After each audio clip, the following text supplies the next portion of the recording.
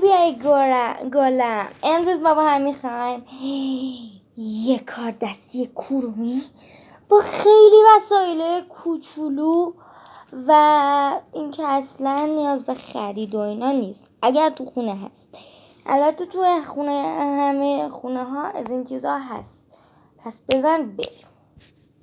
وسایلایی که میگم و شما باید تهیه کنید.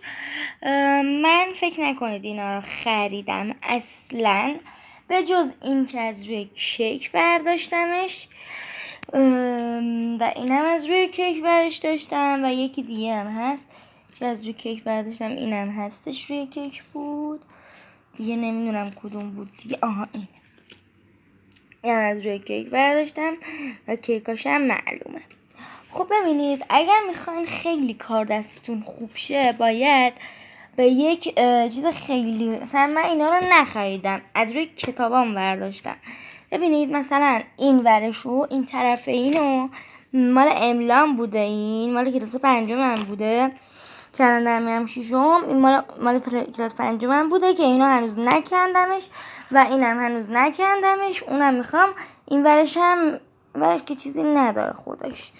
حالا بریم.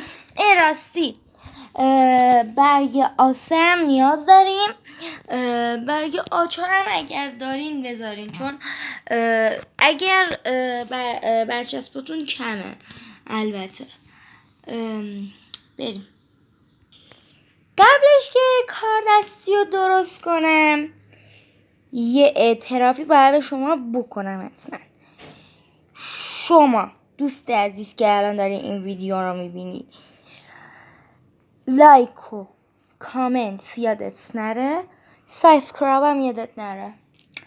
خب بریم. ما اینجا یه برگ آسه داریم که چیز شده، تا خورده و باید درستش کنیم به یه صورتی، نمیدونم چه به صورتی. ای بابا چرا درست نمیشه. خب بریم.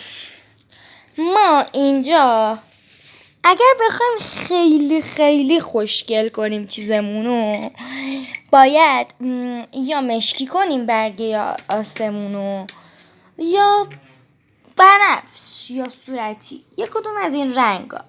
من که میخوام مشکی کنم، یا با ماژیک هم میشه.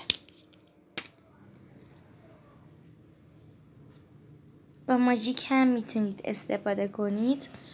خب من برم اینو مشکیش کنم و بیام. بچه ها من یه ذره فکر کردم، گفتم اگه مشکیش کنم زشت میشه. حالا اینو بذارم اینجا. ببینید یه دقیقه تمام اون چیزایی که میخواییم و میچسبونم، ببینیم درست میشه یا نه. بریم. بچه شما الان اصلا انجام ندین، اصلا نگاه کنید. اگر دیدین خوب شد و درست بود و دوستش داشتین بیاین ببینید.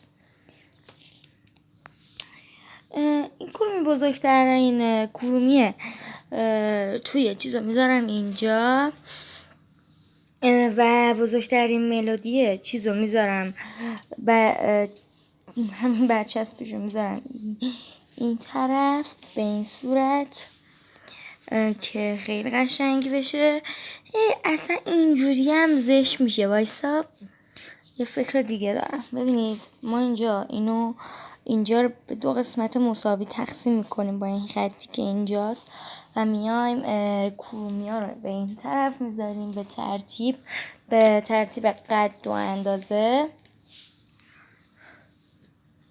بایسین این الان درسته. این هم یه کرومی دیگه که قیچش کردیم. بچه اصلا این نیازی به پول و این چیزا نیست به نظر من، پس خودتون هم میتونید درست کنید. تو کامنت ها برام بنویسید که دوست داشتین این ویدیو رو و براش خودتون درست کنید و حتما به هم بگین. خب تمام کرومیام اینجا الان و ملودیام هم اونجا یکی از ملودیام هم اینجاست. پس میایم الان اینجا ملودیا رو اینجا میچینیم، ملودی کوچولوها رو به این شکل. نه اینو میذاریم. خیلی خوشگل داره میشه بچه. وای مال خودمه، به هیچکی نمیدم، به هیچ کس توی این دنیا بیاد کل دنیا رو بده من اینو بهش نمیدم. کیک من با کیک دارم. کیک دارم خواست. این دوتا نوشته ها پیش همه به این شکل. پاپیون بچه یه ذره اینجا خالی شد، بریم اونا رو قیچی کنیم. حال ندارم. خب بچه اگه خوشگل شد حالا اینجا هم میتونیم نقاشی بکشیم. بچه من چسب نزدم درسته، ولی میرم چسب میخرم و میچسبونمشون و عکسشو توی پیجم میذارم، ببینید حتما. یه نقاشی هم الان اینجا میکشم بهتون نشون میدم.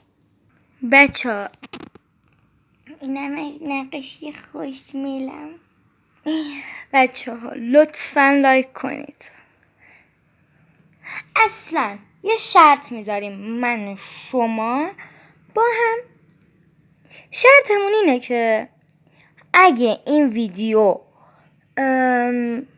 اندازه 100 تا لایک خورد شما هر کاری بگین میکنم. تازه یه کار دیگه هم میکنم، گربه من بهتون نشون میدم، با 1000 تا فیلم با گربه من براتون میگیرم. تو رو خدا لایک کن. لایک یادت نره. لایک یادت نره.